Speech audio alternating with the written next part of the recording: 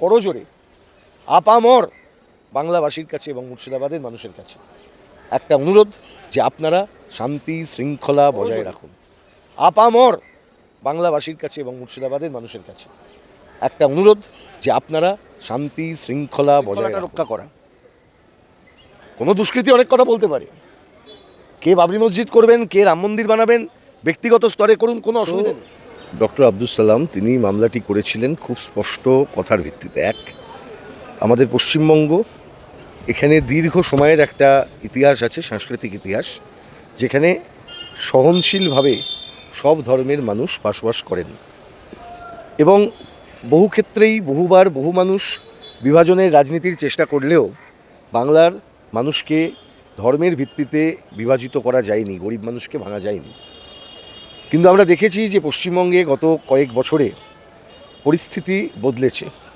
পশ্চিমবঙ্গের রাজনীতিতে ধর্মের একটা জায়গা অদ্ভুতভাবে ঢুকেছে, অনুপ্রবেশ যাকে আমরা বলি, রাজনীতিতে ধর্মীয় অনুপ্রবেশ, যার ফলে দেখা যাচ্ছে রাজনীতিতে আমাদের যে বেঁচে থাকার জন্য জরুরি যে সমস্ত ইস্যুগুলি আছে বা রাজনীতির উপাদানগুলি আছে, সেই উপাদানগুলি নিয়ে আলোচনা বা চর্চার বদলে রাজনৈতিক ক্ষেত্রটাকে দখল করে নিচ্ছে। মন্দির হবে না মসজিদ হবে, মসজিদ হবে না মন্দির হবে, আল্লাহ আগে না ভগবান আগে, রাম আগে না দুর্গা আগে, কালী আগে নাকি আল্লাহ আগে, এই চলছে। আমি একটা কথা খুব স্পষ্টভাবে বলি, আমরা রামকৃষ্ণের বাংলার লোক, আমরা লালনের বাংলার লোক, আমরা এই মিশ্র সংস্কৃতির বাংলার মানুষ, যেখানে রবীন্দ্রনাথ বলেছিলেন যে আমাদের সংস্কৃতি হচ্ছে সমস্ত ভাষা সমস্ত ধর্মকে এক জায়গায় মিলিয়ে নিয়ে অ্যাসিমিলেট করে আমাদের সংস্কৃতিটাকে এগিয়ে নিয়ে যেতে হবে। এটা বহমান একটা ধারা। আমরা এই ঐক্যে বিশ্বাস করি, রবীন্দ্রনাথ নজরুলের সংস্কৃতিতে বিশ্বাস করি। সেখানে সেই বাংলায় আমাদের খুব কষ্ট হয় যখন কোনো দেখা যায় যে বিধানসভার কোনো সদস্য, নির্বাচিত সদস্য, তিনি বলছেন আমি 70% অমুক ধর্মের মানুষকে কেটে ভাগীরথীতে ভাসিয়ে দেবো।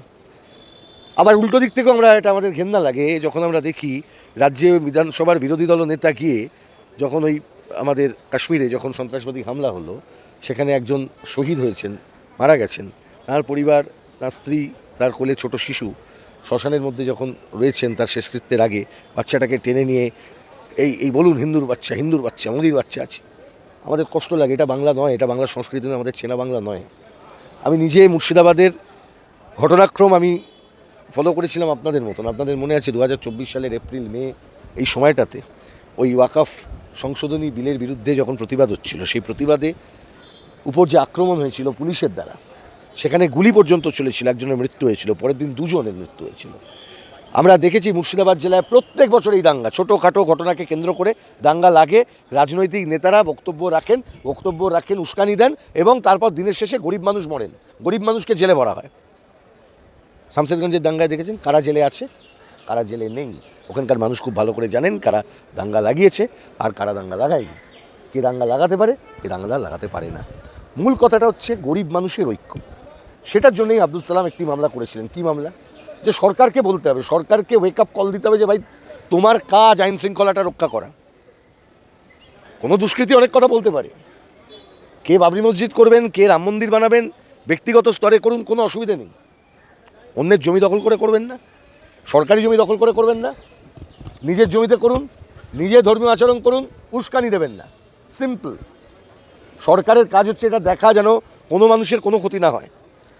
আমরা বলেছিলাম যে সরকারকে নির্দেশ দেওয়া হোক, আদালত সরকারকে নির্দেশ দিয়েছেন শান্তি শৃঙ্খলা রক্ষার জন্য যাবতীয় বন্দোবস্ত করা। রাজ্যের মাননীয় অ্যাডভোকেট জেনারেল কিশোর দত্ত তিনি নিজে হাইকোর্টে এই বিষয়ে তিনি আন্ডারটেকিং দিয়েছেন, সরকার এটার দায়িত্ব নিচ্ছেন। কেন্দ্রীয় সরকারের প্রতিনিধিত্ব ছিল, যেহেতু এটা মুর্শিদাবাদ, আপনারা জানেন গত বছরের ঘটনার প্রেক্ষিতে 19 কোম্পানি সিএপিএফ সেখানে ডিপ্লয় করা হয়েছিল। সেই সিএপিএফ এখনও পর্যন্ত আছে, সেই সিএপিএফকেও অ্যাক্টিভেট রাখতে হবে। এবং তৃতীয়ত খুব গুরুত্বপূর্ণ, যেটা আদালত রেকর্ড করেছেন, হুমায়ুন কবিরের জন্য যিনি আইনজীবী ছিলেন তিনি বলেছেন যে তাঁর মক্কেল এমন কোনো কাজ করবেন না যাতে ওখানে কোনোভাবে ডিসহারমনি, সাম্প্রদায়িক দাঙ্গার পরিস্থিতির সৃষ্টি হয়। এখন দেখার এই 3টে নির্দেশ যাদেরকে দেওয়া হয়েছেন, একজন কেন্দ্রীয় সরকার, একজন রাজ্য সরকার, একজন elected member of legislative assembly. আমি বিশ্বাস করতে ভালো লাগবে যে প্রত্যেকে সংবিধানকে মেনে কাজ করবেন। তাদের দায়িত্ব তারা যদি পালন করেন, ধর্মীয় আচরণ আমাদের সংবিধান গ্যারান্টি করে, আপনি আপনার ব্যক্তিগত পরিসরে ধর্মীয় আচরণ করতে পারেন, কিন্তু মাস হিস্টেরিয়া নয়। ধর্মকে রাজনীতির ক্ষেত্র থেকে বাইরে বার করতে হবে। ধর্মকে রাজনীতির ক্ষেত্রে ব্যবহার করতে করতে করতে করতে আমরা এমন একটা জায়গায় এসেছি যেখানে আমরা কিন্তু যদি এটা নিয়ে চলতে থাকি আগামী দিনে কিন্তু আমাদের মূল যে আমাদের বিষয়গুলো সেগুলো নিয়ে কেউ আলোচনা করবে না, কেউ গরিব মানুষের কথা বলতে আসবে না। আমাদের কথা আমাদেরই বলতে হবে, আর যারা আমাদের কথা বলছে না, যাদের কথা বলার দরকার আমাদের, তাদেরকেও বাধ্য করাতে হবে যাতে মানুষের এই কথাগুলো তারা বলেন। আমার মনে হয় সেই দিক থেকে আদালতের এই রায়কে আমি স্বাগত জানাচ্ছি এবং আমি আবেদন করছি, এবং আব্দুল সালাম তিনিও আছেন এখানে, আমরা আবেদন করছি, তার আইনজীবী হিসেবে আমি আবেদন করছি আপনাদের কাছে, সবার কাছে, যে আপনারা শান্তি বজায় রাখুন, বাংলার ঐতিহ্য বজায় রাখুন। এমন কিছু করবেন না যাতে অসভ্য বর্বরতার সংস্কৃতি এই বাংলায় তার একদম স্থায়ী জায়গা করে নেয়। করবেন না, এতে ক্ষতি হয়। মুর্শিদাবাদ জেলা অনেক ক্ষতি দেখেছে গত কয়েক বছরে, অনেক ক্ষতি দেখেছে। আর ক্ষতি চাই না, আর রক্ত চাই না, আর ওই মানে পুলিশের গুলিতে মৃত্যুও চাই না, দাঙ্গাতেও মৃত্যু চাই না, হিন্দুর মৃত্যুও চাই না, মুসলমানের মৃত্যুও চাই না। সুতরাং রাজনীতিটা হোক একেবারে বাংলার সংস্কৃতি কেন্দ্রিক। যদি অপ্রীতিকর ঘটনা ঘটেন অবশ্যই এই মামলার প্রেক্ষিতে কলকাতা হাইকোর্টের যে রায় আছে সেই প্রেক্ষিতে আদালত অবমাননার সামিল হবে। সেখানে রাজ্য সরকার, রাজ্যের চিফ সেক্রেটারি পার্টি আছেন, হোম সেক্রেটারি পার্টি আছেন, কেন্দ্রীয় সরকারের হোম মিনিস্ট্রি পার্টি রয়েছে, সেখানকার সেন্ট্রাল গভর্নমেন্টের যারা সেক্রেটারি তারা রয়েছেন, এবং অবশেষে হুমায়ুন কবির তিনি নিজেও একজন এমএলএ, তিনিও পার্টি আছেন। ফলে রাজনীতির ইস্যুতে যদি আপনি আমার এই প্রশ্নটা করেন, আমি আবার বলবো যে যেটি করা হয়েছে এটা সম্পূর্ণভাবে একটি রাজনৈতিক কার্যক্রম। রাজনীতির লোকেরা হঠাৎ করে সাধু হয়ে গেলেন আর সাধু হয়ে গিয়ে মন্দির মসজিদ করে ফেললেন, এটা ভাবাটা খুব সহজ মনে হতে পারে, কিন্তু যতটা সরল মনে করেন ততটা তরল নয়। বিষয়টা অনেকটাই কঠিন। রাজনীতির মানুষ অনেক কিছু ভেবে চিন্তে সব কাজ করেন। অযোধ্যায় রাম মন্দির এই প্রজেক্ট তো একদিনের প্রজেক্ট নয়, বছরের পর বছর ধরে এই একই ইস্যুতে মানুষের মধ্যে একটা ধারণা তৈরি করা হয়েছে, একটা আন্দোলনের জায়গায় নিয়ে গেছিল তারা রাম জন্মভূমিকে। কর সেবকদের যে ভূমিকা, বিভিন্ন সরকারের বিভিন্ন সময়কার ভূমিকা, সবটা মিলিয়ে আমি কেন এই জন্যে বলছি খুব গুরুত্বপূর্ণ। যদি আপনি বাবরি মসজিদের ধ্বংসের সময়টা দেখেন, আমরা সবাই খুব ছোট ছিলাম, অনেকেই আমরা জানি না, আমরা তো ছোট ছিলাম বটে। আমার তো মনে আছে মাঝে মধ্যে এই কারফিউ হয়ে যেত, আর আমি শুনতাম যে জ্যোতিবাবু বলে একজন মুখ্যমন্ত্রী আছেন, তিনি বলছেন যে যদি কোনো ঘটনা ঘটে দেখা মাত্র গুলি করো। মানে এটাই হওয়া উচিত। যখন দাঙ্গা হয় তখন যদি যারা শাসন ক্ষমতায় আছেন তারা যদি তাদের নৈঃশব্দ একটুখানি ভেদ করে তারা যদি উদ্যোগ নেন, অনেক কিছু করা যায়। কারণ জ্যোতিবাবুই বলতেন যে সরকার যদি না চায় দাঙ্গা হয় না। এই যে মুর্শিদাবাদের দাঙ্গায় আপনারা দেখেছেন, খেয়াল করেছেন যে ঘন্টার পর ঘন্টা দুজন মানুষের দেহ পড়ে রয়েছে, সেখানে পুলিশ গেছে 4 ঘন্টা পর, 5 ঘন্টা পর। কেন গেল? পশ্চিমবাংলার পুলিশ প্রশাসনের মধ্যে আরএসএসিকরণ হয়েছে, বিভিন্ন জায়গায় আরএসএসের লোক বসানো আছে, তারা ঢুকে পড়েছে, তারা এই কাজগুলো করছে।